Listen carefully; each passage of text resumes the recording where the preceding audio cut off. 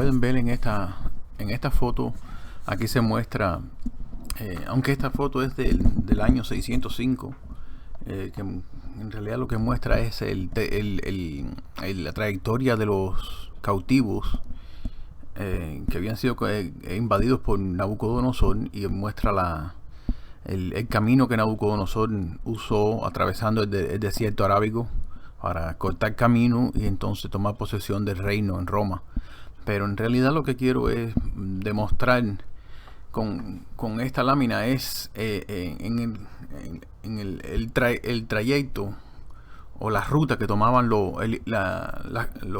Babilonia específicamente, que ellos subían al norte hasta el río, por el río Éufrates. Ellos bordeaban todo el Éufrates hasta arriba y después bajaban hacia abajo, hacia donde estaba Jerusalén, donde ahí dice Judá y esa área ahí. Ellos conquistaban de ahí. Entonces, para los efectos, aunque geográficamente Babilonia no está ubicado en el norte de Jerusalén, ellos bajaban por el norte, porque ellos no tomaban, atravesar el desierto de Arabia era muy difícil en esas condiciones. Pero ellos subían hacia el norte por todo el río Éufrates y bajaban hacia abajo, bordeando el Mediterráneo.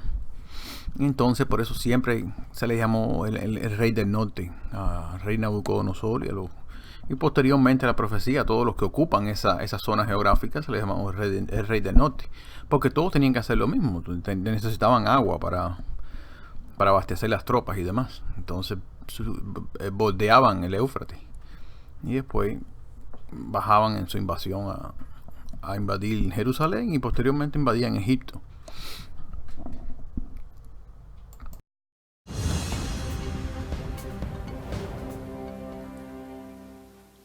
¿Cómo estamos? Arriba. Otro estudio bíblico más. Creo que este va a ser el último de Daniel. No estoy seguro, pero voy a tratar de resumir lo más que pueda para solamente tener 3 y no perdernos mucho en la interpretación, que no se nos pierda interpretación en los otros videos.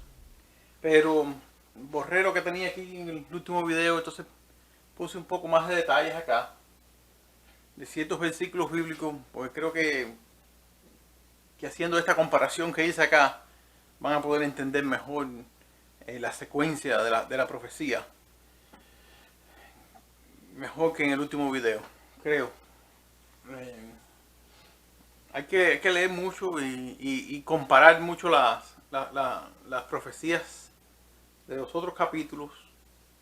Entonces, comparar mucho lo que se dice, los detallitos que se dicen, compararlo con los demás. Entonces, ese fue mi objetivo en escribir acá esta porción. Espero que se pueda ver ahí mejor. Acá. Ahí. Entonces, quería volver a mencionar un momento la interpretación que se tiene sobre los versículos 16 al 39, que es la interpretación católica por excelencia. Es la explicación que los católicos ofrecieron al protestantismo, ¿ves? Porque el protestantismo en el siglo XVI, XVII, XVIII y demás, ellos medio que entendían estas profecías, ¿ves? Y asociaron, muchos de ellos asociaron ese cuerno pequeño que se miente en los otros capítulos 7 y aquí el rey del norte. Ellos asociaron la reforma protestante. La mayoría de ellos entendían que el cuerno pequeño y el rey del norte en realidad se refería al papado, al papa de Roma. Era la iglesia cristiana, como ellos le decían, la iglesia cristiana caída, ¿ves? Porque después vamos a ver algunas cosas en el Nuevo Testamento, no sé si en este video, quizás en otro, pero yo quería tocar un tema específico sobre el rey del norte, un tema específico con más detalles sobre él, ¿ves? más que tocarlo aquí en esta profecía, quizás en otro video específicamente para el rey del norte, y tocar todo con más detalle las cosas que dice el Nuevo Testamento sobre este poder. ¿Ve? El rey del norte espiritual y el papado, que es Roma espiritual. Y cómo esto en realidad se aplica a ellos. Era la historia de lo que iba a suceder en la Edad Media hasta nosotros hoy en día. Y entonces Apocalipsis es la explicación, una explicación mayor todavía, pero que nos lleva ya más al tiempo de nosotros y nos da ya una explicación más avanzada del tiempo de nosotros, de lo que va a suceder en el tiempo de nosotros, porque siempre recuerden que este poder del cuerno pequeño en Apocalipsis recibe una herida mortal, donde su poder es detenido por un tiempo. Y después de ese tiempo va a volver a reiniciar su ataque a Jerusalén espiritual, que es en realidad a todo lo que esto en realidad nos va a llevar a nosotros. Entonces hay muchos detalles que estudiar después en el futuro sobre en realidad quién es Israel, el verdadero Israel de Dios, y quién es dónde está el templo de Dios hoy en día, y quién es el templo de Dios, y todas esas cosas, porque el Nuevo Testamento habla de un personaje que es el anticristo, y Pablo claramente se está refiriendo a este personaje, que es el cuerno pequeño de Daniel. La explicación común de los versículos 16 a 39 es que eso se refiere a Antíoco Epífanes, Antíoco 4 creo, Epífanes, que él tomó Jerusalén y entonces se metió en el templo y entonces él sacrificó creo que un puerco dentro del templo, y ellos le llamaron a esto la abominación. Entonces ellos todavía dicen, porque muchos protestantes hoy en día observan esta explicación, que es la explicación del cristianismo católico por excelencia, y de muchos judíos también. Ellos creen que eso se cumplió allá en el pasado, pero claramente, como vimos en el otro video, Jesús no puso esto en el pasado, lo puso incluso en el futuro, después de él, citando claramente el libro de Daniel. Entonces ellos dicen que varios detalles que yo quiero señalar acá, que ellos dicen, por ejemplo, hay dos señales indicadas en los versículos 22 y 31. Y ellos dicen que el príncipe de la alianza era el sacerdote Onías. Onías 3 dice que eso se aplica al sacerdote, el príncipe de la alianza. ¿Escuchas tú? Que el príncipe de la alianza se refería al sacerdote Onías, que estaba en aquel entonces, era el sumo sacerdote en Jerusalén cuando Antíoco Epífanes invadió Jerusalén. Y entonces, no sé qué versículos bíblicos ofrecen para eso, no ofrecen ningún versículo bíblico, por eso no hay una forma de decir que el príncipe de la alianza se refiere al sacerdote Onías. En ningún lugar de la Biblia dice eso, es inventado de la cabeza de Dios. Bíblicamente, el único príncipe de la alianza es Jesucristo, es el Mesías. ¿Entiendes? Y entonces, ellos dicen que la abominación asoladora se produjo en el año 160, por eso sucedió en el año 160. Y como vimos en el último video, porque quería resumir un poquito más lo que hablé en la última parte del último video, es que Jesús en Mateos 24:15 señala que esta abominación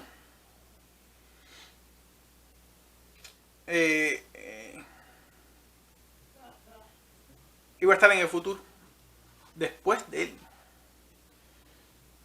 ¿Entiendes? Entonces dice, también ellos citan el versículo 20 y dicen que el que sería destrozado, mas no en público ni en guerra, era Seleuco 4 Filópator.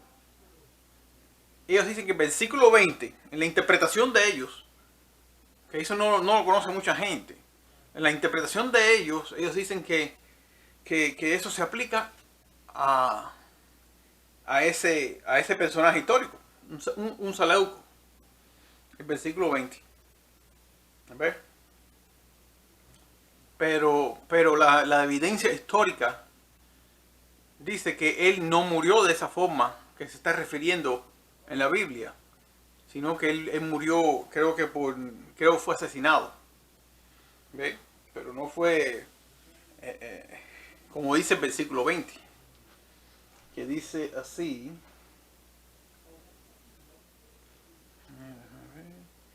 Y se levantará en su lugar uno que hará pasar por cobrador de tributos por la gloria del reino, pero en pocos días será quebrantado, aunque no en ira ni en batalla. En realidad fue asesinado.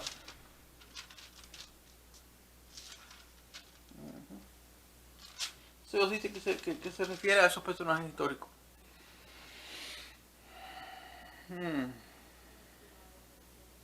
Dice que más no en público ni en guerra. Dice, a pesar de sus fallas, la interpretación relativa a Antíoco Epífanes se relacionaba aparentemente de tal manera con las vicisitudes de este reyesuelo Antíoco Epífanes, que parece que muchos en el tiempo de Jesús lo creían. Y aún hasta el día de hoy mucha gente lo interpreta así, lo cual es falso. Pero imagínense usted que Jesús dijo que no. Jesús no ubicó la abominación de la desolación en el 160 antes que él. Ni en ningún momento dijo que eso se había cumplido, ni que era porque tenía un doble cumplimiento. No. Él simplemente dijo que leyera el libro de Daniel y que entendiera. Y que la abominación desoladora iba a venir en el futuro, después de él. ¿Okay? Ahora dice.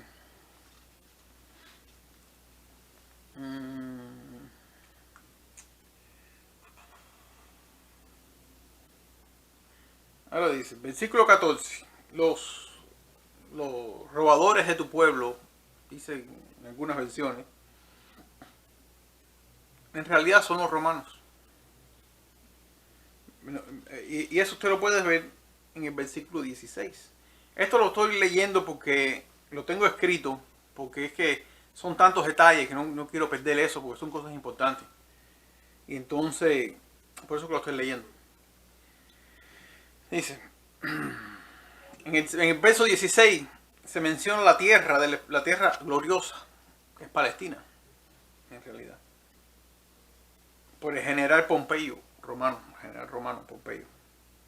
Los versículos 16 al 19. A quien se refiere eso en realidad es a Julio César. ¿Ve? Y la hija esa que menciona ahí, la hija de las mujeres, es Cleopatra. Cleopatra, allá en Egipto, la Cleopatra 6, creo que habíamos mencionado anteriormente. Y los amoríos de él con ella. Esa fue la última de la dinastía ptolomaica que reinó en Egipto. Hasta que los romanos llegaron. Yo tuve la oportunidad de ir a Alejandría y ver las ruinas romanas ahí. La torre, hay una torre grande, hay una columna grande que creo que le dicen la columna de Pompeyo, creo. Porque Pompeyo creo que fue ahí. No me recuerdo bien si fue Pompeyo, pero sé que fue uno de los generales romanos que fue ahí y prácticamente salvó a parte del pueblo de Egipto porque se estaban muriendo de hambre. Y allí pude ver algunas ruinas romanas y algunas construcciones y eso, de lo cual ellos no están muy orgullosos porque ellos trataron como de imitar las construcciones y las figuras y los dibujos y las tumbas egipcias de aquellas épocas antiguas. Ellos trataron de imitarla y no les quedó muy bien.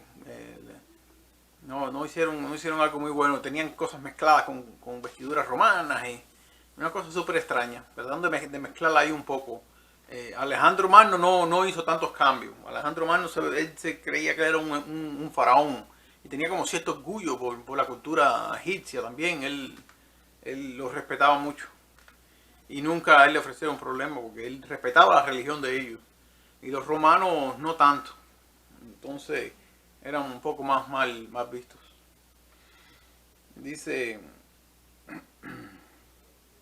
después de esto Julio César fue asesinado en las Idus de marzo del año 44 a.C. a manos de 60 colegas romanos conducidos por Casio Longino, el magistrado que puso fin a su ultraje. Versículo 18. Si Julio César fue uno de los hombres más insoportablemente insolentes del mundo, dotado de una capacidad extraordinaria para trabajar duramente, abusó de su talento, a veces con verdaderas matanzas militares. Y mataba por matar. Y conquistaba el que le daba la gana. Así se sentía él. En ocasiones creo que mató como 400 y pico mil personas. En un solo día, dice. Ahora, voy a irme brincando un poco. No voy a hablar mucho de la historia, no me voy a meter mucho en eso. Versículos 18 y 19. Dice, del mismo modo como ciertos acontecimientos se repiten aparentemente en los versículos 11 y 12, a Julio César le siguió, versículo 20, César Augusto, el fundador del Imperio Romano y el promulgador del famoso edicto para que se empadronase a todo el mundo en Lucas 2.1, con propósitos impositivos en el momento cuando Jesucristo nació. De ese personaje, ese es el segundo personaje de Roma que se cita ahí. Puesto que no hay puntuaciones, es importante, ni división de párrafos de ninguna clase en el texto hebreo de este capítulo, podemos suponer que podría faltar un párrafo importante entre los versículos 20 y 21. Detalle. Augusto fundó no solamente el Imperio Romano, sino el cargo de emperador romano. Por esto la palabra Augusto rápidamente se convirtió en sinónimo de emperador. Y a todos los emperadores se les dio el título de Augusto, como los ptolomaicos se les llamaban todos Antíocos, y a los Seleucidas eran los Ptolomeos, eso. Todos tenían el mismo título. Se le dio el título de Augusto como Estado romano. Y este fue reemplazado por el jefe de la iglesia romana más adelante. Es decir, el Augusto fue sucedido por el Santo Padre. Y aquí es referido como el miserable, que es el cuerno pequeño, el nuevo rey del norte. Con todos los otros dirigentes que aparecen en Daniel 11, únicamente desde el punto de vista de su hostilidad. Hay que recordar que todos los personajes de Daniel 11 son hostiles, excepto los doctos, los entendidos, de los versículos 32 a 34, que se ponen firmemente de parte de Dios en momentos de persecución. Y el papado medieval crece en fortaleza a partir de la insignificancia. Versículo 23. Es decir, surge de la nada. Va surgiendo. Él derrota tres tribus bárbaras que invadieron Roma. Fueron exterminadas. Y de ahí, de esas guerras surge el papado. Que en realidad fue producto de la unión de la iglesia y el Estado. Plin, plin. Unión del barro con el hierro. Y la iglesia católica es eso. Fue el resultado de la unión de la iglesia y el Estado. Lo cual terminó en persecución. Matanzas por 1260 años. Esa es la verdad. Dice, en esta interpretación, versículo 23, hace tratados y quebranta, versículos 23, despoja a los ricos para recompensar en forma inaudita a sus amigos, versículo 24. En esta interpretación los versículos 25 al 30 preanuncian las cruzadas, un fenómeno impresionante y uno de los ejemplos más prominentes de la hostilidad del cristianismo romano, apóstata, iniciadas vigorosamente por el Papa Urbano II. Y todo fue para quitarle Jerusalén, invadir la Tierra Santa, para quitarle Jerusalén a los musulmanes. Y por eso los musulmanes hoy nos odian a nosotros. Creen que todos los cristianos somos iguales. Porque como ellos fueron tratados allá así, ellos se quieren vengar ahora.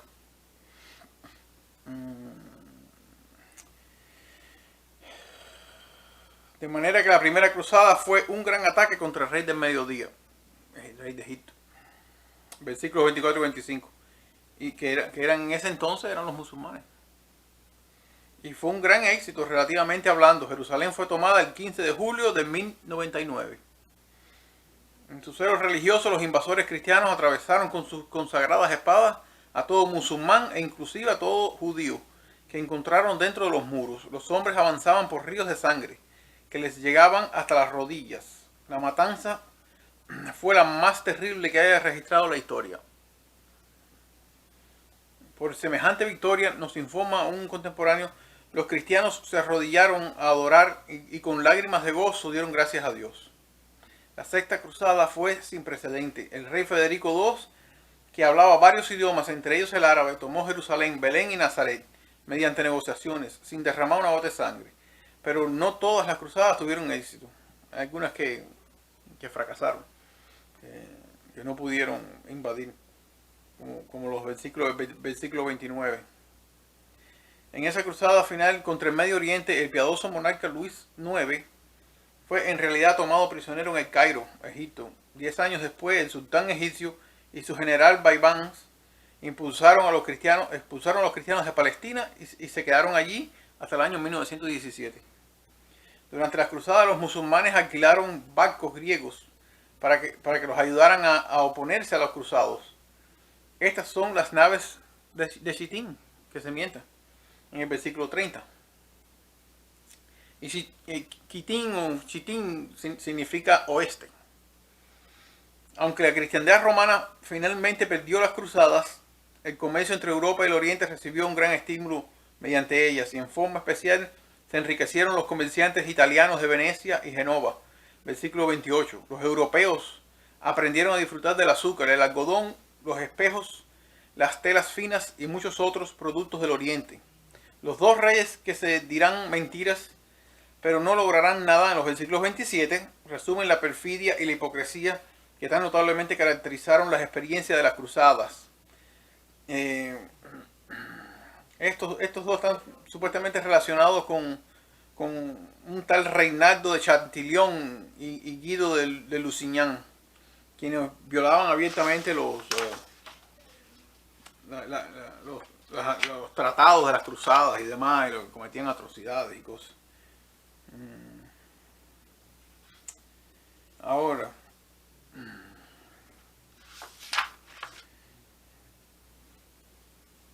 ciertamente el papado se sintió animado. El versículo 28, todo eso tiene que ver con la carrera medieval del papado, hasta el versículo 30.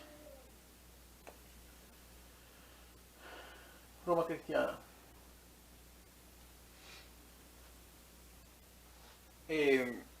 Si ustedes pueden ver rapidito, ustedes pueden comparar el capítulo 7, capítulo 8 y capítulo 11. Ustedes pueden comparar Persia, se mienta es en realidad referida en el versículo 5. En el capítulo 8, en el versículo 3 y 20. Y en el versículo 11, el verso 2. Grecia es referida en el versículo 6, y es el leopardo.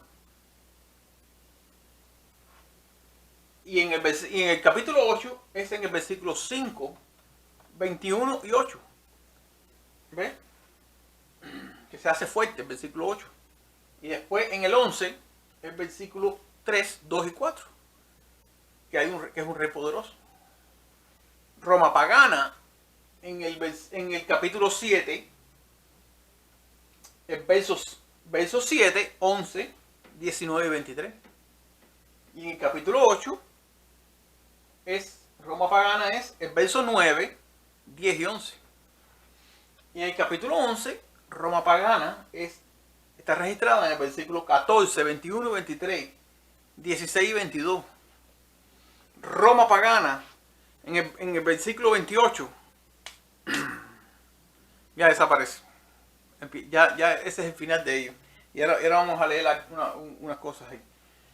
Roma cristiana, en Roma cristiana o papal, en el capítulo 7 ya está referida en el verso 8, verso 20, 26 y 25. Y en el capítulo 8 están el 9, 11, 12, 13, 17, 19, 23, 24 y 25. Eso es lo que quise decir. En el capítulo 11, ya usted pueden verlo en el versículo 31 y compárenlo con el capítulo 12, 7. Verso 23, verso 36, verso 4, 33 y 32, en ese orden. Y vayan comparándolo todo con lo que previamente he dicho. Este grupo de versículos con este grupo de versículos. 37, 14. Los versos 35 al 40 lo pueden comparar con el 12, de 4 a 10. Y eso es el objetivo de esa pequeña gráfica. Es la relación de esos tres capítulos. ¿Entiendes? Aquí no hay detalles de un tal Antíoco. No hay. De ahí salta, de ahí para el surgimiento del cuerno pequeño. Eso es lo que Dios siempre quiso enseñar. Que de ahí se salta para otra bestia. ¿Ves? No da detalles de cosas aquí que sucedieron. En Daniel 11 da un poco de explicación de lo que iba a suceder entre esas guerras y demás. Pero rápidamente el ángel en la explicación en Daniel, la última parte de Daniel específicamente, del 30 al 45, es el cuerno pequeño. No se refiere a Antíoco Epífanes ni a ningún otro personaje. Está hablando del surgimiento de los 10 reyes, que surgen después de la caída de Roma imperial, en el verso 28. Y vamos a leer el verso 28 ahora.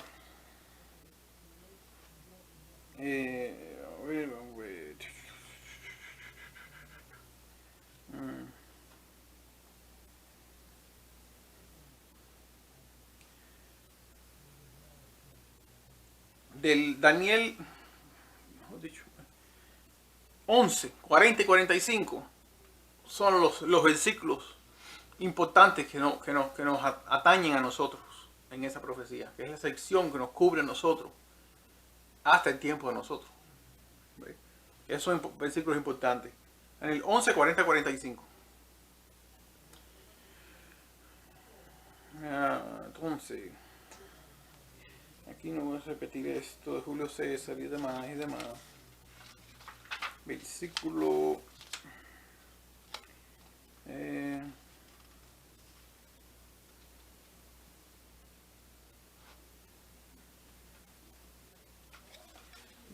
otra cosa, pero esto lo mencioné en el otro.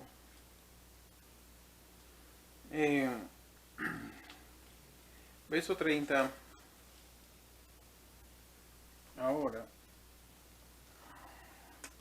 Verso 28.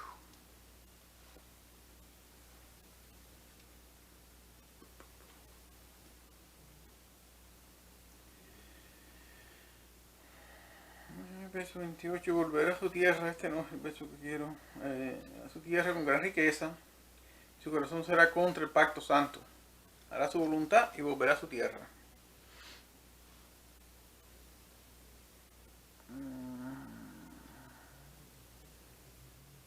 Este no es el texto, déjame buscarlo rapidito. Roma literal termina en Daniel 11, 30. La segunda parte de Daniel 30, versículo 30, 11:30. Y la Roma espiritual comienza, el cuerno pequeño, en el versículo 31. Eso ya nos ubica a nosotros, año 476 después de Cristo, hasta nuestra época. Ya a partir del versículo 31 en lo adelante.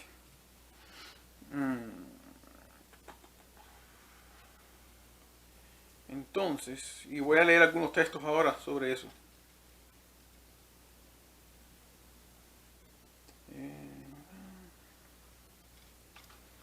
Entonces, dice...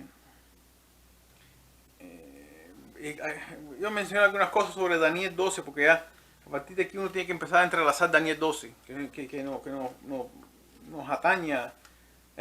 Daniel 12 en realidad adiciona algunos detalles que no se dicen en Daniel 11, y esos detalles en realidad son concernientes al juicio final contra Babilonia. La carrera medieval del cuerno pequeño está cubierta en Daniel 12, y es una explicación adicional de Daniel 11. En realidad no es ni para que no es ni para que fuera dividido en capítulos, es prácticamente un mismo capítulo, ¿entiendes? Solo que el escritor le escribe, adiciona cosas y después vuelve a ellas, y las vuelve a adicionar, las vuelve a mencionar y agranda un poquito. Después así vuelve a repetir, repetición y agrandamiento. Ese es el principio. Bien.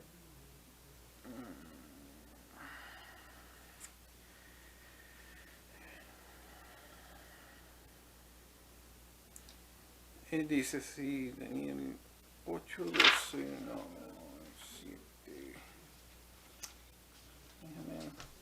Vamos a leer del 30 en lo adelante.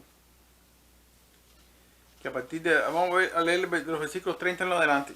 Dice, porque vendrán contra él naves de Chittim, y él se contristará y volverá y se enojará contra el pacto santo, y hará según su voluntad. Volverá pues y se entenderá con los que abandonen el pacto santo. ¿Qué cosa es el pacto santo? Hay que buscarlo en la Biblia. Vamos a inventar eso y decir que eso se refería a Antíoco Epífanes.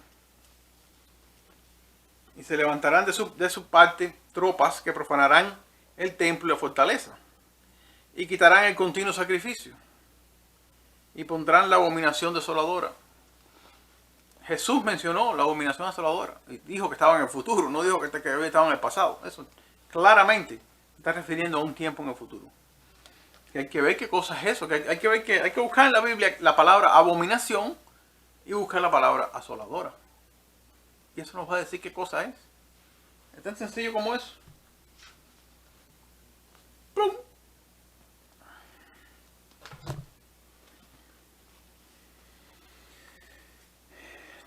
Entonces aquí da parte de la carrera medieval del cuerno pequeño. Dice que y los sabios del pueblo, hay que ver quiénes son esos sabios del pueblo, instruirán a muchos y por algunos días caerán a espada y a fuego y en cautividad y despojo, que ya lo mencionó ahorita, son las cruzadas y las persecuciones medievales del papado a los verdaderos cristianos, que dieron su vida por traernos la Biblia hoy en día a nosotros. También algunos de los sabios caerán, verso 35, caerán para ser depurados y limpiados y emblanquecidos hasta el tiempo determinado, porque aún para esto hay plazo. ¿Ve? Ya estaba poniendo un plazo para esa persecución del cuerno pequeño. Y ese plazo son los 1260 años. Y el rey hará su voluntad y se ensoberbecerá y se engrandecerá sobre todo Dios, y contra el Dios de los dioses hablará maravillas y prosperará hasta que sea consumada la ira, porque lo determinado se cumplirá. Hablará maravillas. ¿Ustedes se acuerdan que en Daniel 7, Daniel 7 y 8, precisamente Daniel 7 y 9, que habla de Daniel 7, donde el cuerno pequeño habla blasfemias contra Dios? Dice que hablará maravillas. Imagínate tú. Es el mismo personaje. Y el rey hará su voluntad y se ensoberbecerá y se engrandecerá sobre todo Dios, y contra el Dios de los dioses hablará maravillas y prosperará hasta que sea consumada la ira, porque lo determinado se cumplirá. Del Dios de sus padres no hará caso, ni del amor de las mujeres, ni respetará a Dios alguno, porque sobre todo se engrandecerá. Ahí está. Hasta el celibato lo está mencionando ahí. No hace caso de las mujeres. En ciertos detalles que no voy a mencionar porque serían bueno mencionarlo en el estudio, un estudio sobre el rey del norte específicamente. Del Dios de sus padres no hará caso, ni del amor de las mujeres. Entonces recuerden que Pablo dice que prohibirán casarse y darse en matrimonio. Y Pablo dice que ese poder estaba siendo retenido en su época. No había salido en la época de Pablo. Es decir, que eso ni siquiera se cumplió en el 70, como nosotros comúnmente pensamos. Quizás tuvo un cumplimiento parcial, literal, en el año 70, porque Jesús relacionó la destrucción del año 70 con lo que va a suceder en realidad en el futuro. Es decir, lo que sucedió en el año 70 en Jerusalén, cuando los romanos atacaron Jerusalén, es un simbolismo de lo que va a hacer el cuerno pequeño con la iglesia de Cristo en el futuro. Eso fue lo que Jesús quiso decir. Es decir, que la abominación asoladora en realidad no es la verdadera, no es la que no son los estandartes de los romanos, como nosotros creemos. Son los estandartes, pero es más que eso. Eso está haciendo referencia a las creencias de ellos, en realidad lo que ellos creían, que adoraban al sol. Y la abominación asoladora del futuro tiene que ver con el anticristo, que es el anticristo. Ese cuerno pequeño en realidad es un anticristo. ¿Ve? Y es anticristo porque es cristiano, sale del cristianismo. Anticristo quiere decir en lugar de Cristo, no en contra de. Es decir, que se quiere sentar en lugar de Cristo. ¿Me entiendes? Lo que está prediciendo que va a venir un personaje que se quiere sentar en el templo de Dios. En realidad hay que buscar qué cosa es el templo de Dios. Entonces vamos a entender dónde es que Él se quiere sentar en verdad. ¿Me entiendes? Y vamos a poder entender qué cosa es la abominación de la desolación, porque es un ataque directo al santuario. ¿Ven? Y eso lo vamos a ver después en Apocalipsis. Ahora dicen, verso 37, 38. Mas honrará en su lugar al Dios de las fortalezas. Dios de las fortalezas, Dios de las guerras. Mausim. En realidad tiene que ver con ejércitos. ¿Me entiendes? Eso es lo que va a hacer, va a usar la fuerza. Nos honrará en su lugar al Dios de las fortalezas. Dios que sus padres no conocieron. Lo honrará con oros y plata. Escucha, mira a ver qué iglesia hace esas cosas. Que honra a sus dioses y a sus santos y a sus cosas. Con oro y plata, con piedras preciosas y con todo. Y con cosas de gran precio. ¿Quién hace eso? La iglesia católica. La iglesia católica gasta millones y millones de pesos en levantar templos y templos a sus deidades. ¿Me entiendes? Y cada país tiene el nombre de una deidad o está dedicado a una deidad, porque eso es lo que él hace espiritualmente. ¿Entiendes? La iglesia católica, en realidad, lo que está haciendo es suplantando a Jesús. En el sentido de que la iglesia papal tiene un sistema falso de salvación. ¿Ve? Si usted se rige por lo que la iglesia católica o papal tiene ideado, es un falso sistema de salvación. ¿Por qué? Porque ellos, por ejemplo, ellos le oran a los santos y demás y demás. Y tienen iglesias dedicadas a santos. Nosotros no hacemos eso. Eso no es lo que dice la Biblia. Eso son cosas del paganismo que se introdujeron en el cristianismo. Y de ahí surge el cuerno pequeño. Es una mezcla del cristianismo con el paganismo romano y babilónico. Y no voy a ir a ese detalle porque son detalles que serían buenos para otro estudio, específicamente para el rey del norte. Dice, con un Dios ajeno se hará de las fortalezas más inexpugnables y colmará de honores a los que le reconozcan. y por precio repartirá la tierra. Estas cosas sucedieron literalmente en la Edad Media. Pero al cabo del tiempo, el rey del sur contenderá con él, y el rey del norte se levantará contra él como una tempestad, con carros y gente de a caballo, y muchas naves, y entrarán por las tierras, inundarán y pasarán. El rey del sur se va a volver a levantar contra él, o se levantó contra él, pero no pudo. Entrará, otra vez, vuelve a entrar a la tierra gloriosa, que es lo mismo que estábamos hablando ayer, que Roma espiritual está siguiendo los mismos ataques, los mismos detalles que hizo Roma literal. ¿Okay? Entrará a la tierra gloriosa y muchas provincias caerán, mas estas escaparán de su mano, Edom y Moab, y la mayor parte de los hijos de Amón. Ahí voy a parar.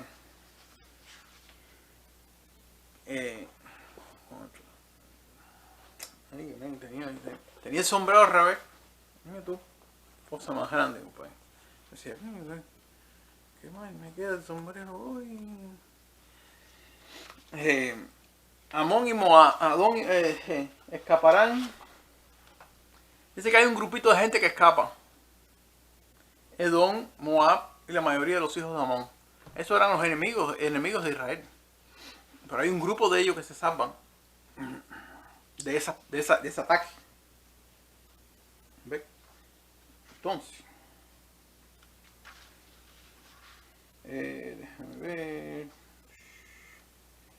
Edom, Moab.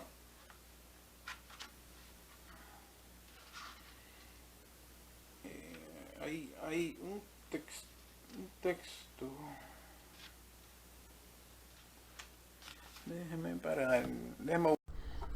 En esta foto, como pueden observar ahí, lo que quiero señalar en ella es algunos de los reinos que están ahí alrededor de lo que es Jerusalén, y donde dice el reino de Israel y el reino de Judá, que posteriormente el reino de Israel se dividió en dos.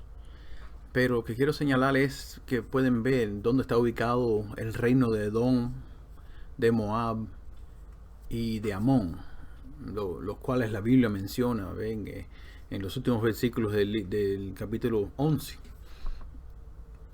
que lo vamos a ver después, posteriormente, en el estudio.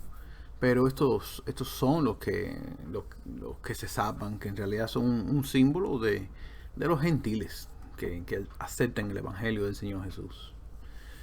Entonces, después daré una breve explicación en el estudio de cómo es que esto encaja en la profecía. Pues sin más, comenzamos el estudio.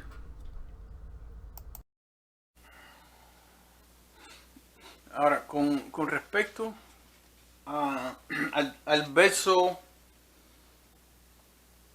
41, dice que hay un grupito que escapa, y se escapan de las garras del ataque del rey del norte. Y ustedes van a ver, por ejemplo, si ustedes leen la profecía de Amós 9, 11 y 12, 9, 11 y 12, concerniente a Edom, Israel estaba supuesto a conquistar a Edom. ¿Ve? A los edomitas. Ellos iban a poseer el remanente de Edom en Amós 9, 11 y 12. Y el resto de los gentiles. ¿Verdad? Déjame ver.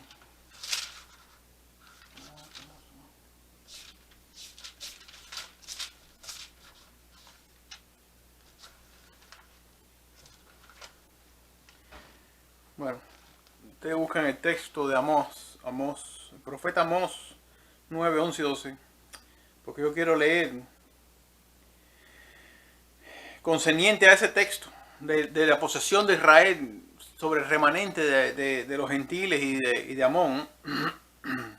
lo que Pablo, Barnabás y Pedro, o Bernabé y Pedro, en el concilio de Jerusalén dijeron. Ellos tres se pararon y dijeron algo muy interesante sobre el cumplimiento de Amós.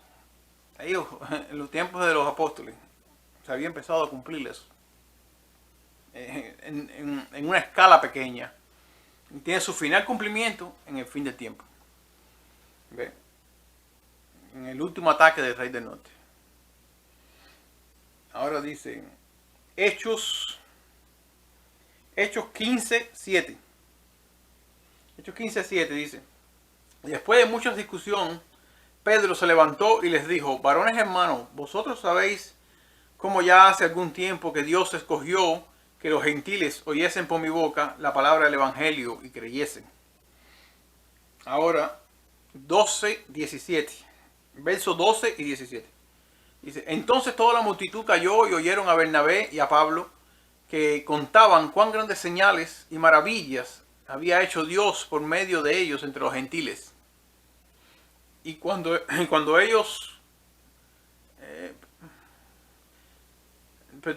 verso 11, antes creemos que por la gracia del Señor Jesús seremos salvos, de igual modo que ellos, o sea, los gentiles. Entonces toda la multitud cayó y oyeron a Bernabé y a Pablo, que contaban cuán grandes cosas, señales y maravillas había hecho Dios por medio de ellos entre los gentiles. Y cuando ellos callaron, Jacobo respondió diciendo: varones hermanos, oídme. Y 7:12. Oídme, Simón ha contado cómo Dios visitó por primera vez a los gentiles para tomar de ellos pueblo para su nombre. Y con esto concuerdan las palabras de los profetas, como está escrito: después de esto volveré y reedificaré el tabernáculo de David, que está caído. El tabernáculo de David está caído. Y todos los gentiles sobre los cuales es invocado mi nombre. Dice el Señor, que hace conocer todo esto desde los tiempos antiguos. Ustedes observaron la interpretación que los apóstoles le dan en el verso 17. Dice: para que el resto de los hombres busque al Señor. No dice el resto, no dice los gentiles.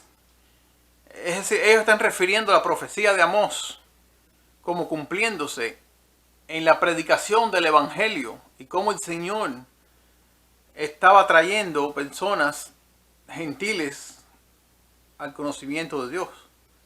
Dice el resto de los hombres. Es decir, que Moab, es decir, que Moab, Edom y Moab y la mayoría de los hijos de Amón son en realidad conquistados por el evangelio. Eso que está diciendo, prediciendo el ángel. De ahí es que ese grupo de naciones eran los enemigos de Israel. Los gentiles eran los enemigos de Israel. Nosotros éramos enemigos de Israel. Pero nosotros somos conquistados por el evangelio. ¿Ve? Al Israel rechazar el evangelio, Dios prueba con los gentiles. Y los gentiles aceptan el evangelio. Eso es lo que está diciendo ahí. ¿Me entienden? Y esa es la aplicación de ese versículo de Daniel.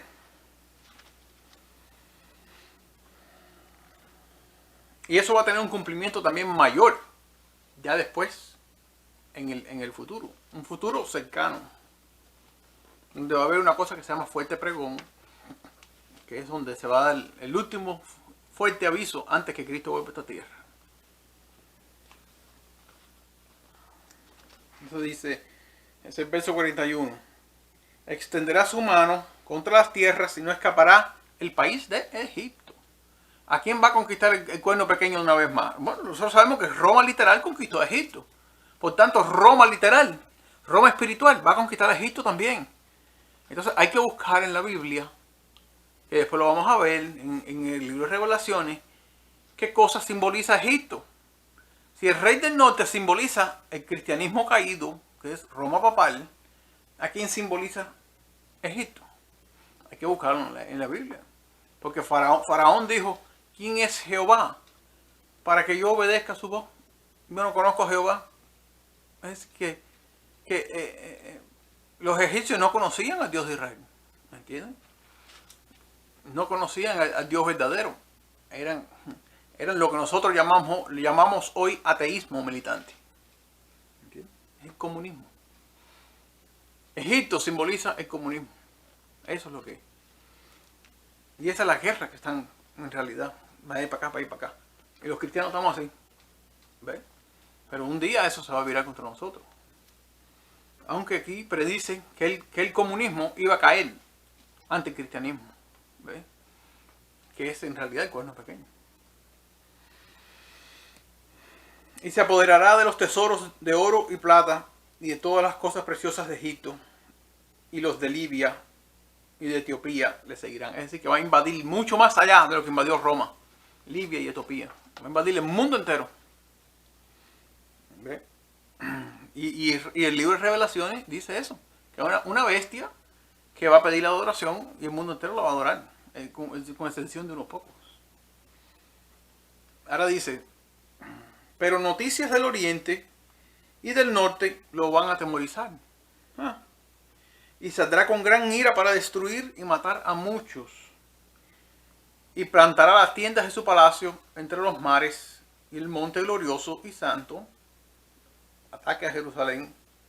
Después de derrotar a Egipto, va a atacar a Jerusalén. Porque hay unas noticias que lo están atemorizando. ¿Qué cosas son esas noticias que lo están atemorizando? Las mismas noticias que están sacando a Edom, a los hijos de Edom y Moab, Edom, Moab y la mayoría de los hijos de Amón. Sí, siempre me equivoco con los tres nombres. Edom, Moab y Amón. El rey del norte está en el sur conquistando a Egipto en ese momento. ¿Verdad?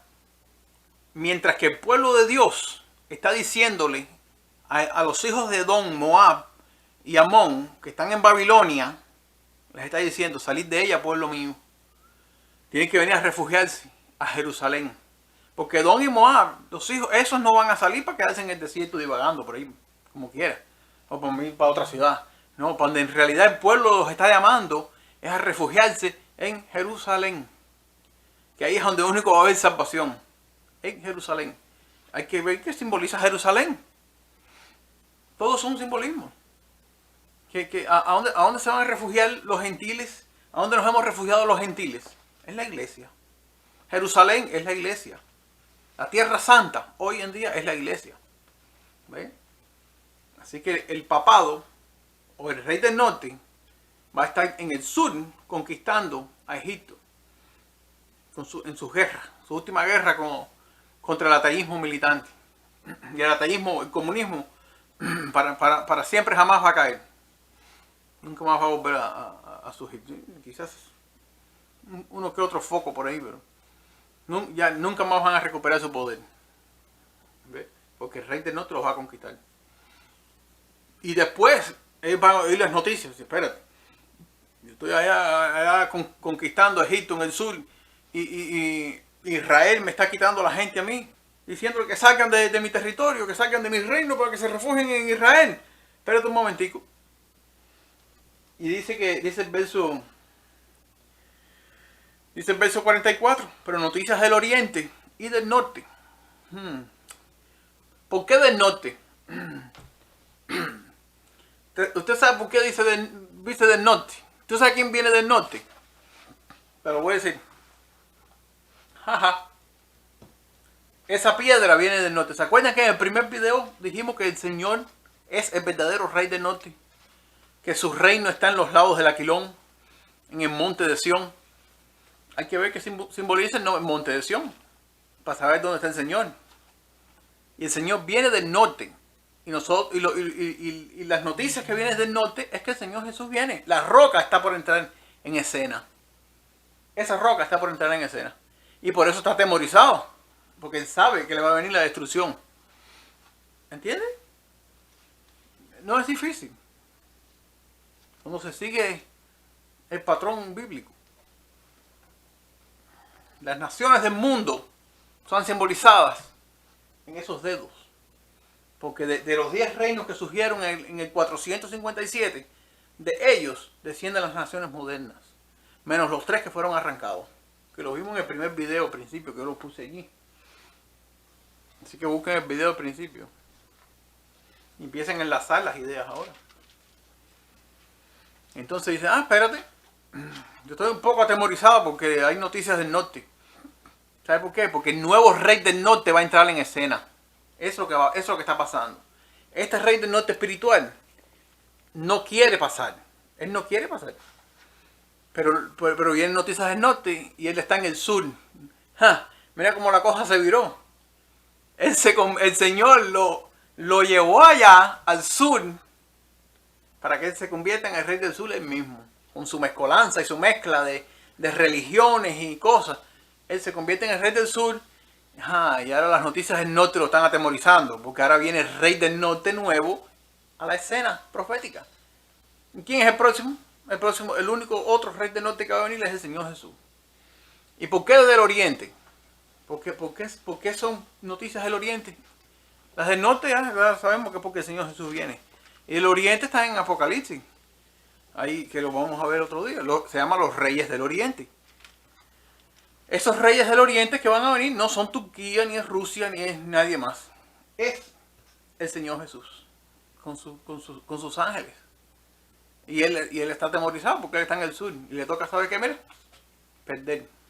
Porque el rey del norte siempre le ha ganado al rey del sur. Pero él dice, no, espérate. Yo no voy a pasar. Yo voy a ir a atacar Jerusalén ahora. Porque yo voy a ir a recuperar mi reino. Y él va a querer lanzar un ataque más a la Jerusalén espiritual. ¿Me entiendes? Y ahí es donde dice, y plantará las tiendas de su palacio entre los mares, mar Mediterráneo y el Éufrates. Ahí viene ahora, mar Mediterráneo y el Éufrates.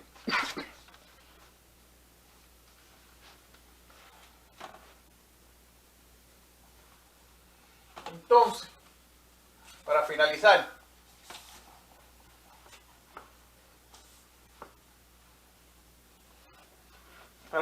y esta idea la voy a poner para que la tengan en mente para otros estudios. Los antiguos veían a los ríos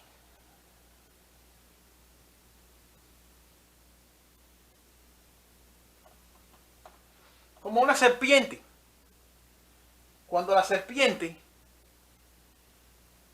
tenía sus alas, cuando el río no estaba desbordado, la serpiente estaba tranquila. Cuando el río se desbordaba y se hinchaba y se salía de madre,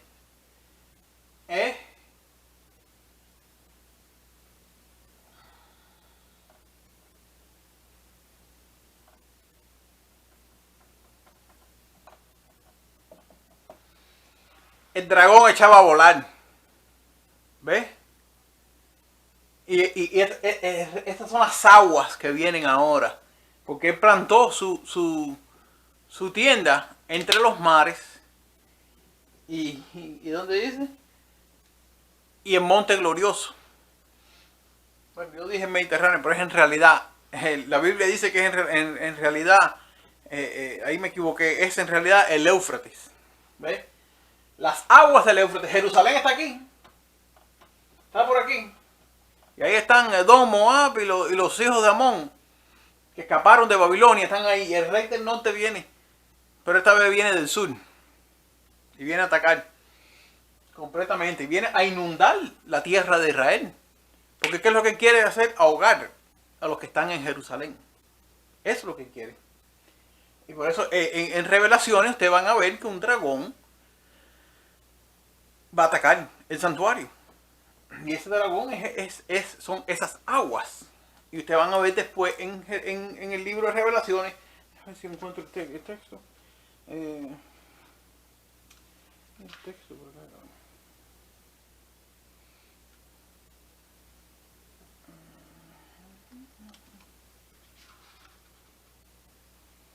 Bueno, voy a dejar.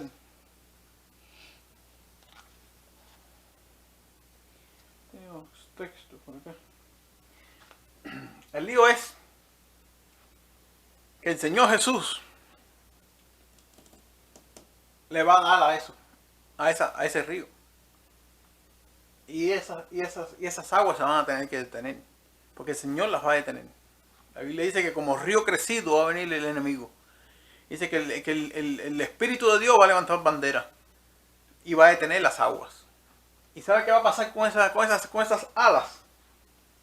Que se las va a cortar. Esas alas que estaban así,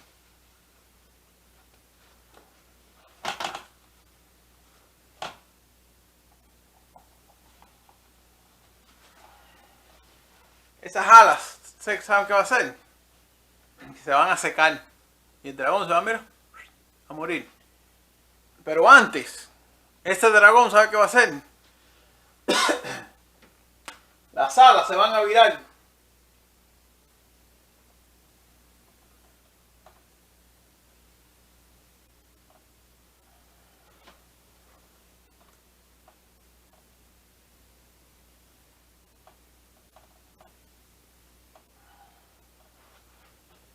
El dragón se va a virar para arriba.